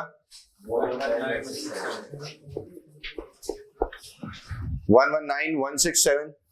और फिर हमने पढ़ा था कि देखें दूसरे फाइनेंशियल ईयर से तो ऑनवर्ड्स कहानी सेम रहेगी कि दूसरे फाइनेंशियल ईयर से ऑनवर्ड्स हम सिर्फ क्या देखेंगे? फाइनेंशियल ईयर का आखिरी दिन। और फाइनेंशियल ईयर का आखिरी दिन जिस टैक्स ईयर में होगा उसी टैक्स ईयर के रूल्स के मुताबिक पूरे प्रॉफिट पे टैक्स पे हो जाएगा। दूसरा फाइनेंशियल ईयर 31 अक्टूबर 2021, ये कौन सा टैक्स ईयर हो जाता? 21-22 असेसेबल प्रॉफिट है 1,30,000, फिर 22-23 असेसेबल प्रॉफिट है 1,10,000। पहले फाइनेंशियल ईयर से कितने टैक्स ईयर बाहर निकले? एक। उसका असेसेबल प्रॉफिट था 119,167 और इसमें से हम पहले वाले फाइनेंशियल ईयर का ओरिजिनल प्रॉफिट माइनस कर देंगे तो हमारे पास आ जाएगा 54,167 एज अ ओवरलैपिंग प्रॉफिट। सही है, वो हमारा क्या कंसिडर किया जाएगा? वो हमारा ओवरलैपिंग प्रॉफिट कंसिडर किया जा रहा होगा। सिंपल और आसान। ठीक हो गया भाई? कोई मसाइल यहां तक? क्लियर है बात यहां तक? चलें जी। स्टार्टिंग ऑफ अ बिजनेस के हमने तीनों केसेस पढ़ ली, सॉरी पांचों केसेस। मैंने आपको बताया था कि सेल्फ असेसमेंट कंपलसरी 2 दफा होती है, एक स्टार्टिंग ऑफ अ बिजनेस के अंदर और एक क्लोजिंग ऑफ अ बिजनेस। यानी कि बिजनेस की जिंदगी के पहले फाइनेंशियल ईयर में और बिजनेस की जिंदगी के आखिरी फाइनेंशियल ईयर में सेल्फ असेसमेंट होती है। और पहले फाइनेंशियल ईयर में मैंने आपको बता दिया था आज की क्लास के स्टार्ट में कि एक सिनेरियो ऐसा होता है कि जब हम सेल्फ असेसमेंट नहीं करते, और वो सिनेरियो क्या था कि जब आपका पहला फाइनेंशियल ईयर एंड कब होगा मेरे भाई? 5 अप्रैल।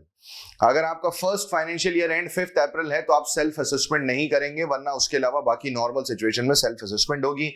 स्टार्टिंग ऑफ अ बिजनेस में टोटल 5 बातें थी, वो पांचों बातें हमने पढ़कर एंड करनी। 5 केसेस हमने कर लिए, एग्जांपल्स के क्वेश्चंस कर लिए, हैंडआउट के सवाल भी कर लिए।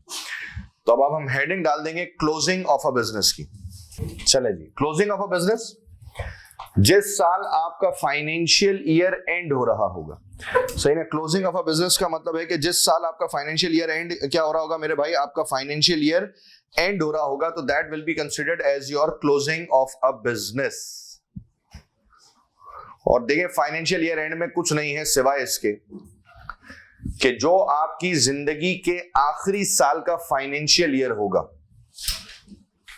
जब वो आखिरी साल का फाइनेंशियल ईयर लेकर आप पहुंचेंगे ना HMRC के पास, और आप ये बताएंगे कि देखें ये मेरे बिजनेस की जिंदगी के आखिरी फाइनेंशियल ईयर का प्रॉफिट है, मैंने बिजनेस क्लोज कर दिया है, अब आगे बिजनेस कंटिन्यू नहीं कर रहा हूं, मैंने एक तरीके से समझ लें कि बिजनेस को शट डाउन कर दिया है, तो मेरे भाई ऐसी सिचुएशन में बस होगा ये कि उस आखिरी फाइनेंशियल ईयर में से HMRC आपके ओवरलैपिंग प्रॉफिट्स के अमाउंट को क्या कर देगी मेरे भाई?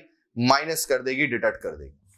और माइनस करने के बाद जो ऑटोमेटिकली आपका प्रॉफिट बचेगा, that profit will be considered as your assessable profit.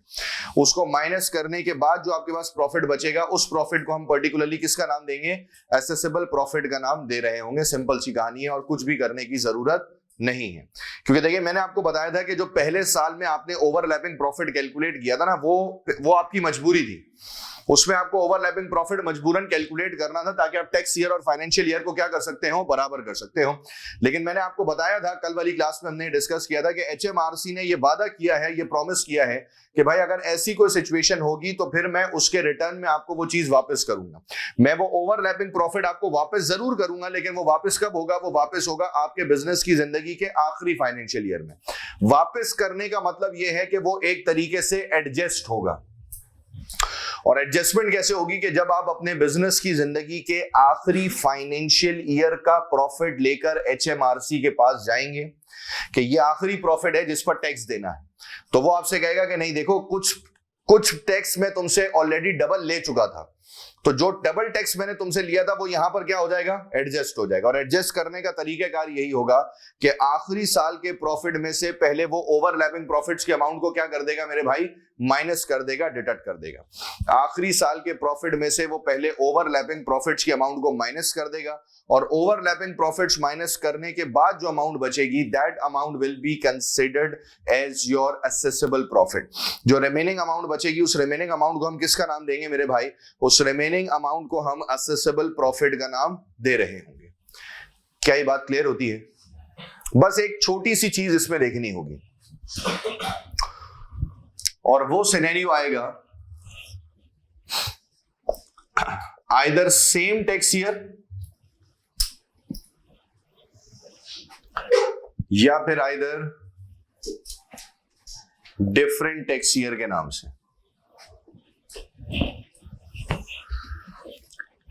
मैंने आपको बताया कि कोई वर्किंग नहीं करनी है, कुछ एक्स्ट्रा कुछ करने की जरूरत नहीं है, बस ज्यादा से ज्यादा आपको क्या करना है, बस ये याद रखना है कि क्लोजिंग ऑफ अ बिजनेस में जिस साल आप बिजनेस क्लोज कर रहे होंगे, आपके बिजनेस की जिंदगी के आखिरी फाइनेंशियल ईयर के प्रॉफिट में से ओवरलैपिंग प्रॉफिट्स क्या हो जाएंगे, माइनस हो जाएंगे। और ओवरलैपिंग प्रॉफिट्स माइनस होने के बाद जो प्रॉफिट बचेगा वो असेसेबल प्रॉफिट होगा। लेकिन इस सिनेरियो में भी ना दो केसेस होते हैं, एक होता है सेम टैक्स ईयर और एक क्या होता है मेरे भाई, डिफरेंट टैक्स ईयर। अब समझना मेरी बात, अंडरस्टैंड करना। मैंने आपको बताया था कि जो बिजनेस की जिंदगी का पहला फाइनेंशियल ईयर होता है ना, उसके ऊपर 12 महीने का होना रिस्ट्रिक्शन नहीं थी। बिजनेस की जिंदगी का पहला फाइनेंशियल ईयर 12 महीने से कम का भी हो सकता है और 12 महीने से ज्यादा का भी हो सकता है। 12 महीने से कम का, लेकिन कम से कम कितने महीने का, 3 महीने का, और ज्यादा से ज्यादा 24 महीने का हो सकता है। ये बात हमने कल वाली क्लास में डिस्कस कर ली। But what about the last financial year, आखिरी फाइनेंशियल ईयर। मैंने कहा देखिए, आखिरी फाइनेंशियल ईयर 1 महीने से लेकर 12 महीने तक का हो सकता है। सुनना गौर से, आखिरी फाइनेंशियल ईयर 1 महीने से लेकर 12 महीने तक का हो सकता है। भाई देखिए ना, ये पॉसिबल है कि 31 दिसंबर 2020 को आपने फाइनेंशियल ईयर एंड किया और आपने इस चीज को जहन में रखा कि नहीं जी, बिजनेस गोइंग कंसर्न है, मैं भी आगे बिजनेस को जो है ना वो कंटिन्यू करूंगा, मुझे मेरा बिजनेस बंद करने का दूर दूर तक कोई इरादा वगैरह नहीं है ना। ये चीज आपने सोच के रख ली कि नहीं जी, मैं बिजनेस को आगे क्या करूंगा मेरे भाई, मैं बिजनेस को आगे कंटिन्यू करूंगा। और ये बात आपने सोचकर डिसाइड करके डन करके साइड में रख दी।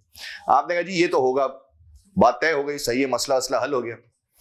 लेकिन 1 महीने के बाद 31 जनवरी 2021 को ट्रेडर मर गया। जब ट्रेडर मर गया तो बिजनेस क्या हो गया मेरे भाई, क्लोज हो गया। अब आखिरी फाइनेंशियल ईयर कितने महीने का हुआ, 1 महीने का। देखिए, क्लोजिंग ऑफ अ बिजनेस में जो है ना, फाइनेंशियल ईयर आपके अपने हाथ में नहीं है। कोई भी ट्रेडर ये नहीं चाहेगा कि मैं अपना बिजनेस बंद करूं। ऑब्वियस ही बात है कि उसकी कोशिश ये होगी कि मैं अपने बिजनेस को कंटिन्यू रखूं।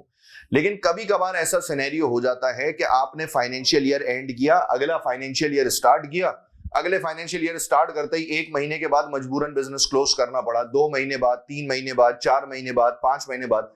लेकिन ज्यादा से ज्यादा कितने महीने हो सकते हैं, 12 हो सकते हैं ना सर। 12 से ज्यादा तो हो ही नहीं सकता, क्योंकि जैसे ही वो 12 आएंगे तो वो फाइनेंशियल ईयर क्या हो जाएगा, क्लोज हो जाएगा, फिर अगले फाइनेंशियल ईयर की कहानी आ जाएगी।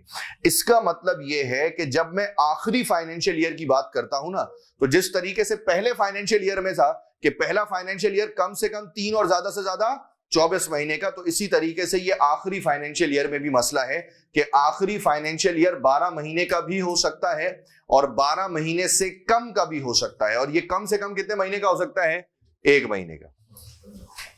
1 मंथ पे आप बिजनेस क्लोज कर दें, ठीक है, आपका फैसला है, क्योंकि बिजनेस आपका है, आपके ऊपर कोई रिस्ट्रिक्शन थोड़ी लगाई जाएगी। तो इस वजह से कभी कभार होता यह है कि फाइनेंशियल ईयर एंड और बिजनेस क्लोज, ये दोनों इवेंट एक ही टैक्स ईयर में हो रहे होते हैं।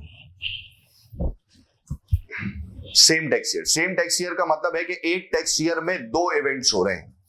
सेम टैक्स ईयर का मतलब है कि एक ही टैक्स ईयर में कितने इवेंट्स हो रहे हैं मेरे भाई, 2 इवेंट्स हो रहे हैं। कि पहले फाइनेंशियल ईयर एंड हो रहा है और उसके बाद बिजनेस क्या हो रहा है, क्लोज हो रहा है।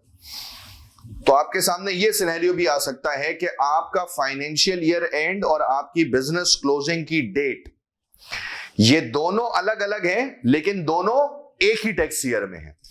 फाइनेंशियल ईयर एंड और बिजनेस क्लोजिंग डेट, ये दोनों अलग अलग हैं, लेकिन दोनों एक ही टैक्स ईयर में है। तो that will be the concept of same tax year. और डिफरेंट टैक्स ईयर का मतलब है कि फाइनेंशियल ईयर एंड एक अलग टैक्स ईयर में है और बिजनेस क्लोज एक अलग टैक्स ईयर में। सही ना, फाइनेंशियल ईयर एंड आपने किया वो एक अलग टैक्स ईयर था, जब बिजनेस क्लोज हुआ तो वो एक अलग टैक्स ईयर था। तो इन दोनों का सिनेरियो अलग अलग भी हो सकता है, इस चीज को हम जहन में रखेंगे। तो ये बात याद रखें कि ये दोनों इवेंट्स किसी एक टैक्स ईयर में भी हो सकते हैं और ये भी पॉसिबिलिटी है कि ये दोनों इवेंट्स अलग अलग टैक्स ईयर में भी हो रहे हो। Same tax year, different tax year, ये बात हम याद रखेंगे। कॉन्सेप्ट दोनों का वही है, आखिरी साल के प्रॉफिट में से ओवरलैपिंग प्रॉफिट को क्या करना है, माइनस करना है, डिडक्ट करना है। हाँ, थोड़ा सा स्लाइड सा जो है ना वो कैलकुलेशन में बिल्कुल चेंज है, स्लाइड सा चेंज है। और वो स्लाइड सा चेंज क्या है जरा समझ लेते हैं। फॉर एग्जाम्पल सवाल कुछ यूं कहता है, चलिए देखिए सिंपल है जी, mister A running business from several years, ठीक है जी, उसने बिजनेस स्टार्ट किया होगा और उस वक्त सेल्फ असेसमेंट वगैरह हो गई होगी, हमने ओवरलैपिंग प्रॉफिट वगैरह कैलकुलेट कर लिया होगा, सब कुछ डन करके, और अब हमारे पास पिछले कुछ सालों का डाटा है, that is year ended 30th September 2017 profit है 45,000, ईयर एंडेड 30th सितंबर 2018 प्रॉफिट है 60,000, फिर ईयर एंडेड 30th सितंबर 2019 प्रॉफिट है 75,000, 2020 में 80,000, 2021 में 90,000, बिजनेस आपने क्लोज कर दिया 31 जनवरी 2022 को और उसमें आपको प्रॉफिट था 45,000 का, ओवरलैपिंग प्रॉफिट है 25, और calculate the accessible profits of all relevant tax years. Simple है, हमने जो भी कैलकुलेशन करनी है उसमें जो भी हम डिसीजन मेकिंग करते हैं वो टैक्स ईयर यानी कि फाइनेंशियल ईयर के आखिरी दिन पे करते हैं। फाइनेंशियल ईयर का आखिरी दिन जिस टैक्स ईयर में होगा उसी टैक्स ईयर के रूल्स के मुताबिक हम क्या करेंगे मेरे भाई, टैक्स पे करते रहेंगे। जैसे कि पहला वाला देखो 30th सितंबर 2017, तो मुझे बताइए कौन सा टैक्स ईयर हो जाएगा, 17-18, सही है ना भाई। ईयर एंडेड 30th सितंबर 2017, ये हो जाएगा 17-18 का टैक्स ईयर, और असेसेबल प्रॉफिट 45,000। फिर ईयर एंडेड 30th सितंबर 2018, 18-19, असेसेबल प्रॉफिट कितना 60,000। 30 सितंबर 2019, ये कौन सा टैक्स ईयर हो जाएगा, 19-20, दैट इज 75,000। फिर 30th सितंबर 2020, ये हो जाएगा 20-21, असेसेबल प्रॉफिट विल बी 80,000।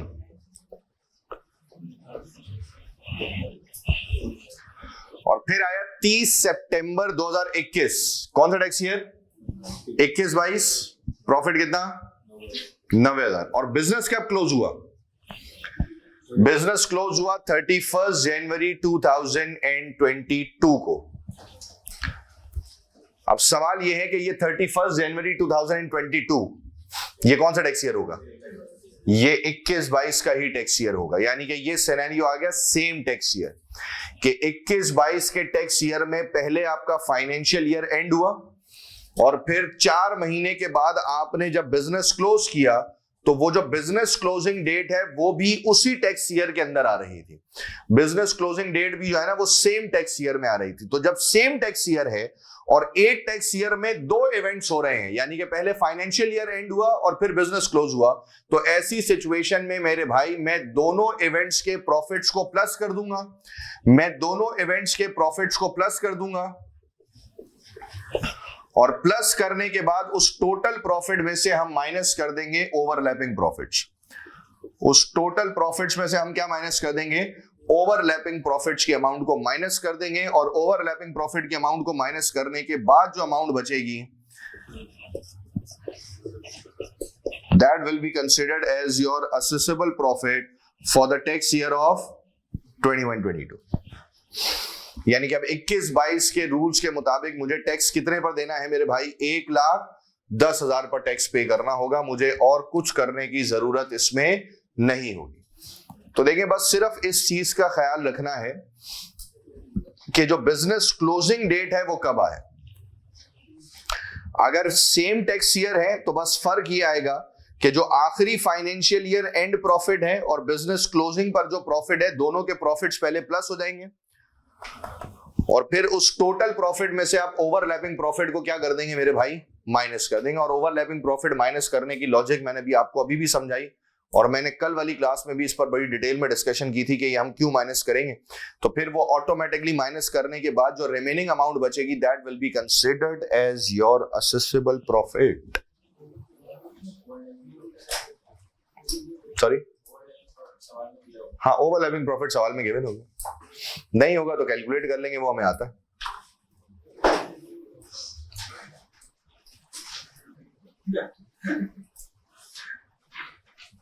नहीं, सबर, अभी पहले पूरा कंप्लीट कर रहे थे फिर बात करेंगे। ठीक है भाई, यहां तक बात क्लियर है। अच्छा, अब अगर मैं इस सवाल में एक छोटा सा चेंज कर लूं, क्वेश्चन कॉपी है भाई सबका, फिलहाल बस मैं सवाल पूरा सेम रखूं और इसमें बस मैं एक छोटा सा चेंज कर दूं।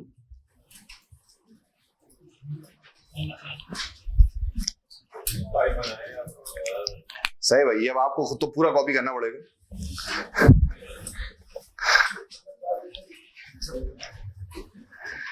Business close on 31st May 2022। यानी कि अगर मैं पूरा सवाल सेम रखूं लेकिन मैं सिर्फ और सिर्फ बेसिकली सवाल में जो बिजनेस क्लोजिंग डेट है वो चेंज कर दूं, तो देखें ये जो पहली दफा हमने सॉल्व किया था ये कौन सा कॉन्सेप्ट था? Same tax year.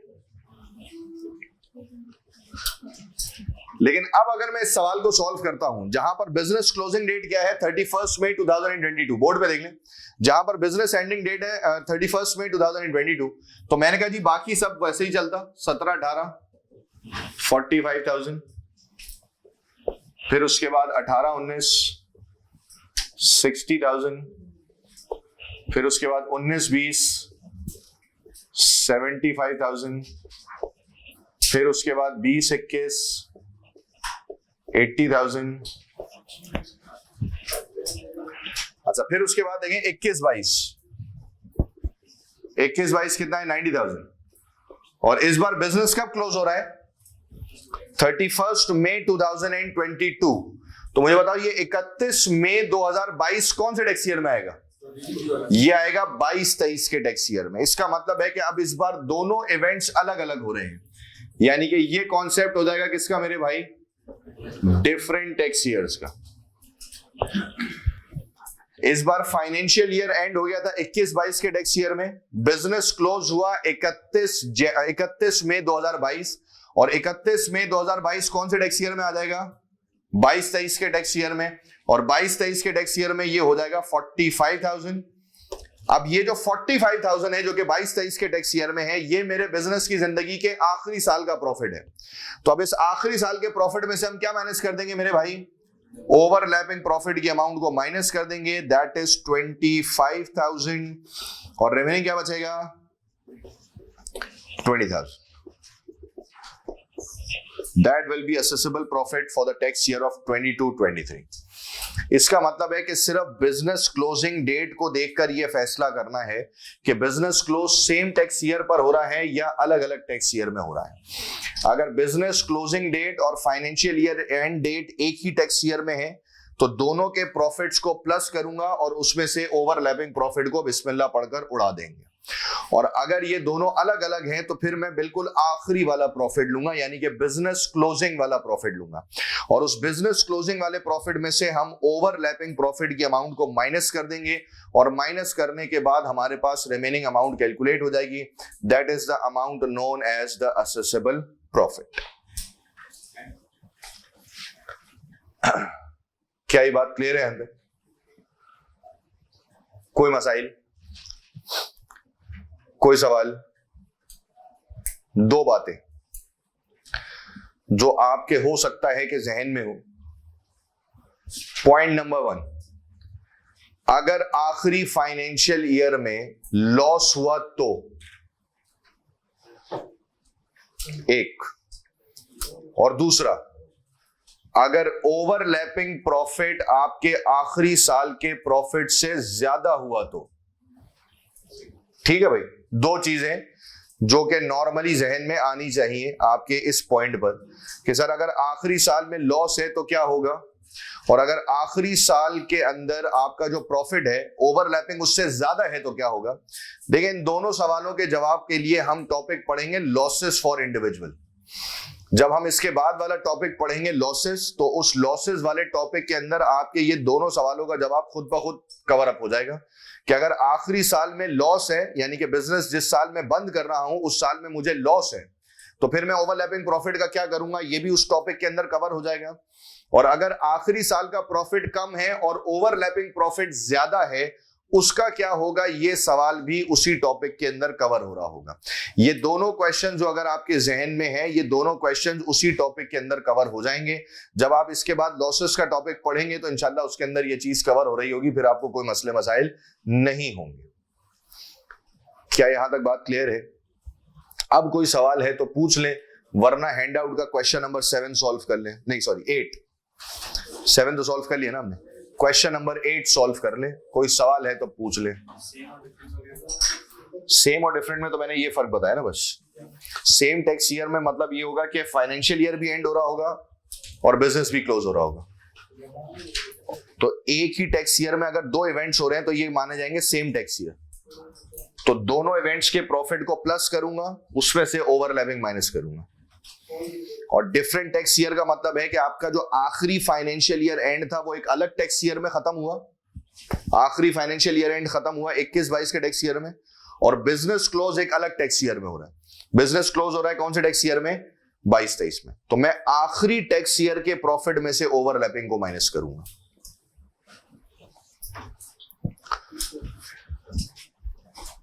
Question number 8 निपटा देंगे, ऐसे तो सिंपल सही है, तब मुश्किल नहीं है, लेकिन फिर भी सॉल्व कर लें। चलें जी, क्वेश्चन नंबर 8 सिंपल है, वही कहानी है। क्वेश्चन नंबर 8 अगर आपने पढ़ लिया है तो क्वेश्चन नंबर 8 भी बेसिकली सेम टैक्स ईयर वाली कहानी है ना, कि एक ही टैक्स ईयर में पहले आपका फाइनेंशियल ईयर एंड हो रहा है और फिर उसमें क्या हो रहा है मेरे भाई? बिजनेस क्लोज हो रहा है। तो जरा देख ले, उसने डाटा दिया हुआ है 30 जून 2018 से। तो 30 जून 2018 ये कौन सा टैक्स ईयर हो जाएगा? 18-19। प्रॉफिट कितना हो जाएगा मेरे भाई? 18,000। फिर 30 जून 2019 19-20 प्रॉफिट कितना हो गया? 20,000। फिर 30 जून 2020 ये कौन सा टैक्स ईयर हो जाएगा? 20-21 प्रॉफिट कितना हो जाएगा? 15,000। फिर 30 जून 2021 ये हो गया 21-22 का टैक्स ईयर, प्रॉफिट हुआ 12,000 का। और फिर बिजनेस क्लोज हो गया 31 दिसंबर 2021 को, यानी कि ये भी टैक्स ईयर कौन सा होगा? 21-22 का टैक्स ईयर होगा। प्रॉफिट कितना है? 6,000। दोनों को प्लस करूंगा तो ये कितना हो जाएगा? इसमें से माइनस क्या करेंगे? इसमें से हम माइनस कर देंगे ओवरलैपिंग प्रॉफिट। और ओवरलैपिंग प्रॉफिट कितना गिवन है? 7,500। तो माइनस करके असेसेबल प्रॉफिट विल बी 10,500। ठीक है भाई। और देखिए, अगर उसने इस तरह के क्वेश्चन को थोड़ा सा डिफिकल्ट बनाना होगा तो वो आपसे ओवरलैपिंग प्रॉफिट भी कैलकुलेट करवाएगा, यानी कि सवाल के अंदर बिजनेस स्टार्ट भी हो रहा होगा और बिजनेस क्लोज भी हो रहा होगा, जैसा कि क्वेश्चन नंबर 9 में हो रहा है। तो अगर आप इस हैंडआउट का क्वेश्चन नंबर 9 देखें ना, तो उसमें सेम वही कहानी हो रही है कि क्वेश्चन नंबर 9 में पहले बिजनेस स्टार्ट हो रहा है और फिर उसके बाद कुछ फाइनेंशियल ईयर्स के बाद बिजनेस क्या हो रहा है? क्लोज हो रहा है। इसका मतलब है कि इस सवाल को सॉल्व करने के लिए पहले फाइनेंशियल ईयर को सॉल्व करेंगे, उसमें स्टार्टिंग ऑफ अ बिजनेस वाले रूल्स लगाएंगे, असेसेबल प्रॉफिट्स निकालेंगे, ओवरलैपिंग प्रॉफिट निकालेंगे, फिर तमाम सालों के असेसेबल प्रॉफिट लेते हुए आएंगे और फिर आखिरी साल के असेसेबल प्रॉफिट में से वो जो ओवरलैपिंग प्रॉफिट है वो क्या कर देंगे मेरे भाई? माइनस कर देंगे। यानी कि ओवरलैपिंग प्रॉफिट की अमाउंट अब आपको खुद से कैलकुलेट करनी होगी। तो देखें, इस तरीके का सवाल भी आ सकता है, मतलब हमेशा ऐसा नहीं होगा कि उसने ओवरलैपिंग प्रॉफिट निकाल के दिया हुआ होगा, तो वो इस तरीके का क्वेश्चन भी आपको दे सकता है कि आपने स्टार्टिंग ऑफ अ बिजनेस के रूल्स भी अप्लाई करने हैं, ओवरलैपिंग प्रॉफिट भी खुद निकालना है और फिर आखिरी साल के प्रॉफिट में से वो ओवरलैपिंग प्रॉफिट की अमाउंट भी आपने माइनस करनी होगी। इससे आप टिक कर लें, ये अब आपका होमवर्क है। इसको सॉल्व करके मुझे नेक्स्ट क्लास में आप चेक करवा दीजिएगा, तो ऑटोमेटिकली मसला हल हो जाएगा और यहां पर हमारा सेल्फ असेसमेंट का टॉपिक पूरा 100% कंप्लीट होता है।